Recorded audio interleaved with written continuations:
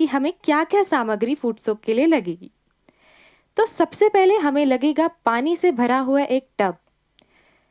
इसमें पानी का लेवल कम से कम इतना तो होना ही चाहिए कि हमारे पैर का जो एंकल है, जिसको हिंदी में टकना बोलते हैं, वो उसमें डूब जाए। फिर पैर धोने के लिए हमें एक मग में पानी रखना है। साथ में हम एक कपड़ा रखेंगे ताकि पूरा प्रोसीजर होने के बाद उसमें हम अपने पैरों को पोंछ सकें।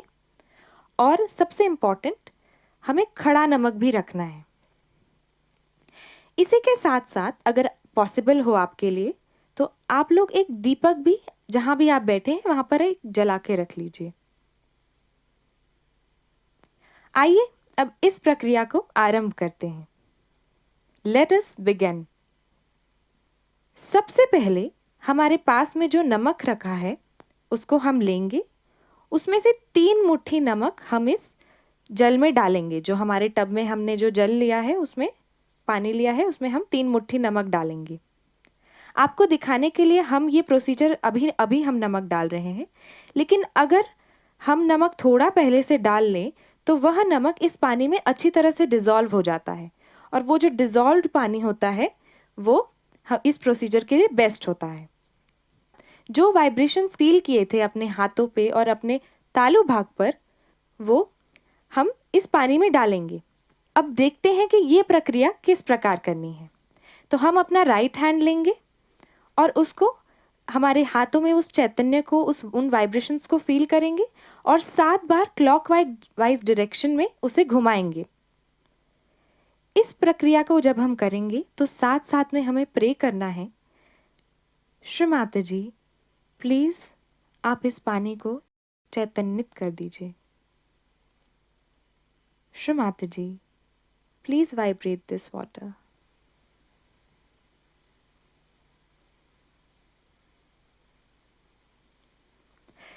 अभी जो हमने नमक इस पानी में डाला है, उसकी वजह से ये जो एक कॉम्बिनेशन तैयार हुआ है, ये सी वाटर को रिप्रेजेंट करता है। जो समुद्र का खारा पानी होता है वो उसे रिप्रेजेंट करता है, और उसी को यूज़ करके हम अभी क्लियरिंग करेंगे। अब इस प्रोसेस के बाद अगला जो प्रोसेस हम करते हैं वो है कुंडलनी चढ़ाकर हम बंधन लेते हैं, पर इसकी डिटेल्ड प्रक्रिया हम आगे के सेशंस में जानेंगे, तो अभी हम इसी से शुरुआत करेंगे। इसके बाद एक एक करके दोनों पैरों को हम पानी में डुबाएंगे।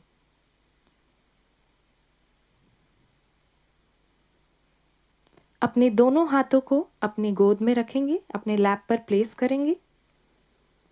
ध्यान ये रखना है कि इस प्रक्रिया के दौरान हम अपनी आंखें खुली ही रखें। इस पानी में जो हमने नमक डाला है उससे जो भी हम क्लियरिंग करेंगे, जो प्रोसेस होता है उसका जो साइंटिफिक टर्म है वो है अर्थिंग। इसी अवस्था में हम बैलेंसिंग करेंगे। अब अपना राइट हैंड हम मदर अर्थ की तरफ प्लेस करते हैं, भूमि की ओर रखेंगे हाथ को। यहाँ पर हम प्रार्थना करते हैं, श्री माता जी कृपा करके आप मेरी लेफ्ट साइड की जो भी नकारात्मकता है इस भूमि तत्व में और इस जल तत्व में विलीन कर दीजिए। Mother please cleanse my left channel. Let all the stress caused to me due to the emotional imbalance get absorbed in this water.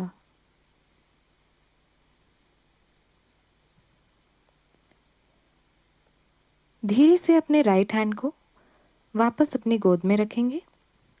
अब हम अपने लेफ्ट हैंड को आकाश की ओर प्लेस करेंगे।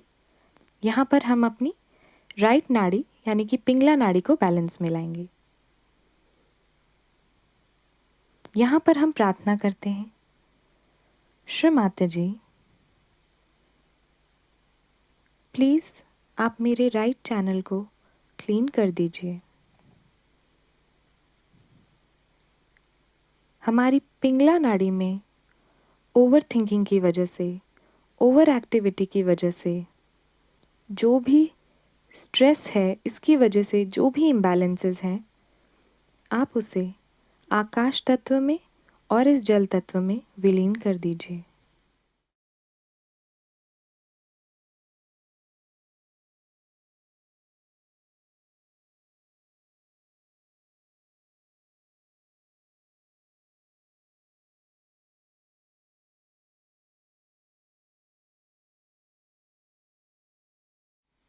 अब इस हाथ को वापस गोद में रख लेंगे और कुछ देर निर्विचार होने का प्रयास करेंगे।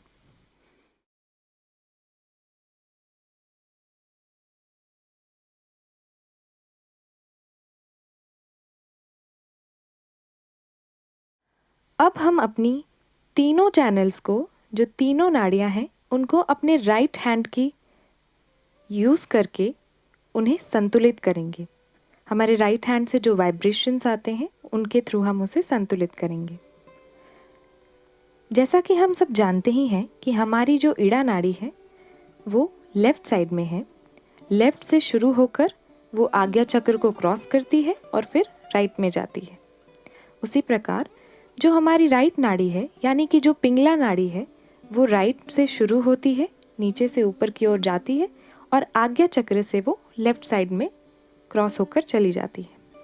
और जो सेंट्रल चैनल है, यानी कि मध्य नाड़ी, सुषुम्ना नाड़ी है, ये हमारी बॉडी के सेंटर से पास होती है। इन नाड़ियों पर कई सारे चक्र भी स्थित हैं, तो इस प्रोसेस के थ्रू हम उनकी भी क्लियरिंग करते हैं। सबसे पहले हम इड़ा नाड़ी को संतुलित करते हैं। अपना राइट हैंड लेना है, हमारी जो लेफ्ट नाड़ी है उसके सामने थोड़ा दूरी अपनी बॉडी से करके उसे क्लॉकवाइज घुमाते हुए ऊपर की ओर लेकर जाना है, जैसा कि आप स्क्रीन पर देख रहे होंगे।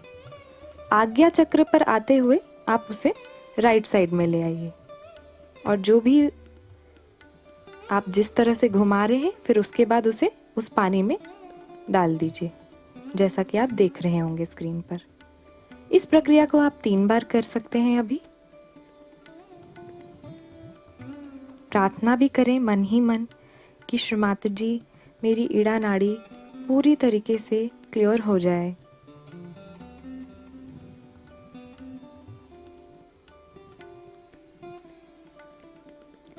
इसी प्रकार हम अपनी राइट चैनल यानी कि पिंगला नाड़ी को भी क्लियर करेंगे। क्लॉकवाइज घुमाते हुए ऊपर जाना है और आज्ञा से क्रॉस होते हुए लेफ्ट साइड में जाना है और फिर उसे पानी में इस प्रकार से डाल देना है।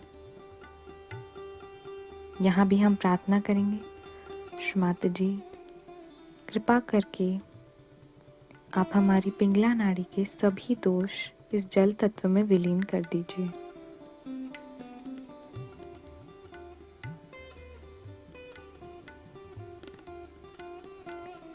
इस प्रक्रिया के बाद अपने दोनों हाथों पर हमें ध्यान देना है और अपने सहस्त्रार पर ध्यान देना है। फील करना है कि हमें वाइब्रेशंस फील हो रहे हैं, कूल। यदि आपको कूल वाइब्रेशंस फील नहीं हो रहे हैं या आपको लेफ्ट हैंड में फील हो रहा है, राइट हैंड में नहीं फील हो रहा है, ऐसा कुछ है तो वापस से, फॉर सपोज अगर आपके राइट हैंड में फील नहीं हो रहा है तो वापस अपनी राइट नाड़ी को उसी तरीके से घुमाते हुए ऊपर लेकर जाइए और क्लियरिंग का ये प्रोसेस दोहरा सकते हैं। और फिर से फील करना है कि क्या हमें ठंडी लहरियां महसूस हो रही हैं।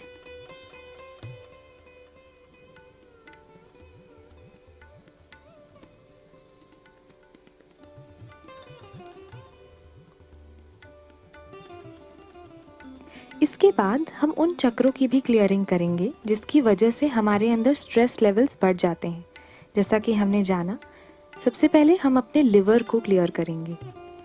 तो अपने राइट हैंड से वहाँ पे क्लॉकवाइज घुमाते हुए प्रे करेंगे, श्रीमाता जी, हमारे लिवर को क्लियर कर दीजिए। हमारे अंदर ओवर थिंकिंग से रिलेटेड जो भी इश्यूज़ हैं, आप उन्हें रिजॉल्व कर दीजिए। हमें निर्विचारिता दीजिए।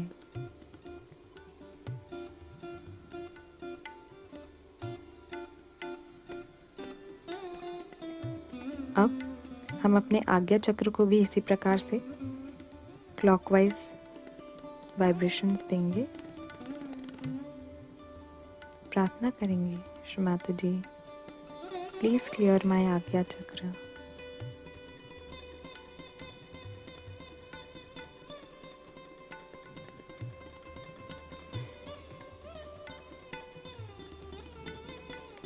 अब फिर से अपने दोनों हाथों पर ध्यान देना है, देखना है कि हमें कैसा फील हो रहा है। अपने सहस्त्रार पे देखना है कि हमें फ्लो चैतन्य का आ रहा है कि नहीं।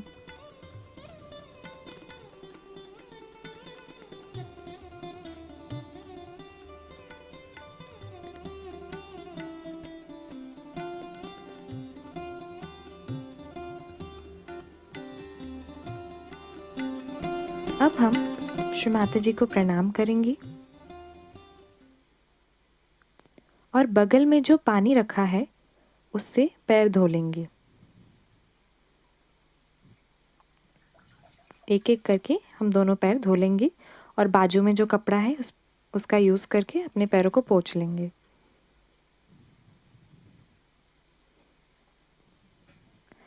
अब ये जो पानी है टब में, इसको हमें बिल्कुल भी हाथ नहीं लगाना है, क्योंकि इस पानी में हमारी सारी असंतुलित ऊर्जा है, जो भी हमारी नेगेटिव एनर्जी थी वो इस पानी में चली गई है।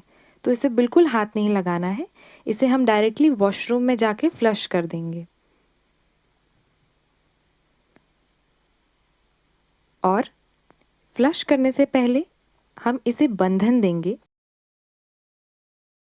उसी तरीके से जैसे हमने स्टार्टिंग में भी बंधन दिया था, जो अपने वाइब्रेशंस को हम उस पानी में डाल रहे होते हैं।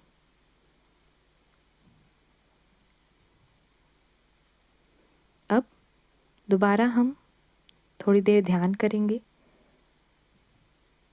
अपने अंदर निर्विचारिता की स्थिति को महसूस करेंगे।